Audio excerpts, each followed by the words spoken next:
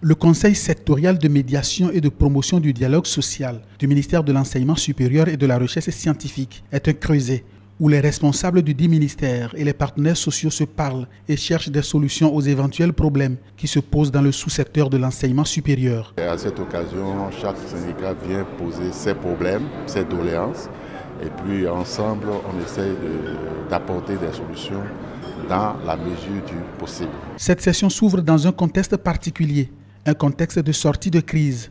La ministre en charge de l'enseignement supérieur à ce propos reconnaît les efforts consentis par les partenaires sociaux pour le dégel de la situation.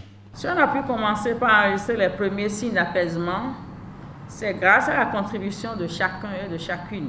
Vous comprenez, mesdames et messieurs, que je ne puis avancer dans mon propos sans prendre le temps de saluer la disponibilité, l'esprit d'ouverture, de concession et la compréhension dont les partenaires sociaux du ministère ont fait preuve tout au long de ces négociations.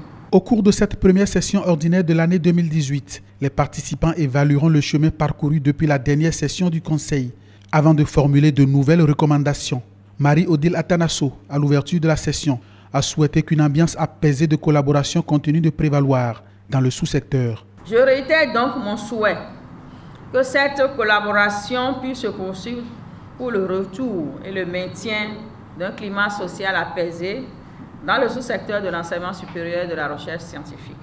Que la présente session du dialogue social intervienne presque immédiatement à la suite des différentes rencontres de négociation est pour moi un vrai motif de joie et d'espoir, car je suis persuadée que nous nous donnons là une nouvelle occasion de travailler à multiplier, consolider les signes d'apaisement. Elle a également préconisé que le meilleur gestionnaire de crédit soit désigné. Il lui sera adressé une lettre de félicitations.